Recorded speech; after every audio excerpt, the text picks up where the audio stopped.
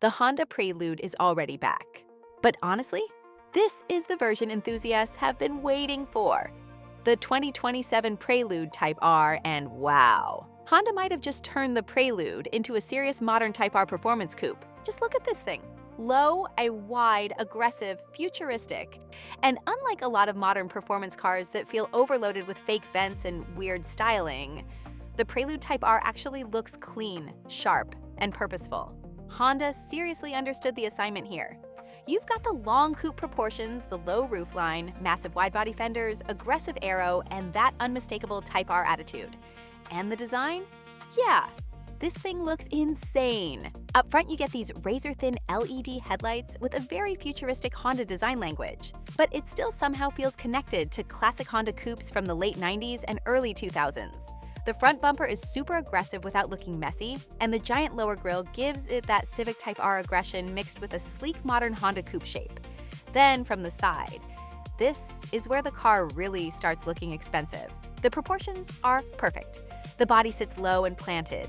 The black roof contrasts perfectly with the yellow paint, and the side profile has this clean, muscular look that almost feels European.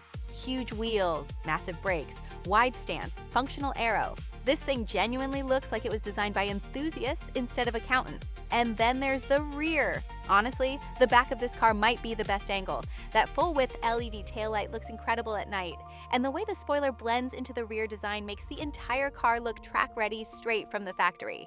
Plus, the triple exhaust setup. You already know Honda put that there on purpose to remind everyone of the FK8 and FL5 Type R, and if this thing sounds anywhere near as good as it looks. Yeah, enthusiasts are going to lose their minds. Now, Honda still hasn't officially confirmed all the performance specs for the Type R yet, but rumors are already pointing toward a turbocharged vtec setup, potentially evolved from the Civic Type R, which means we could be looking at somewhere around 330 to 350 horsepower. And if Honda really wants to make this car legendary, there absolutely has to be a manual transmission option. Because the whole point of a Prelude Type R isn't just straight-line speed. It's the experience, the turbo noises, the sharp steering, the lightweight feel, the front-end grip, the connection between the driver and the car. That's what made classic Hondas special in the first place.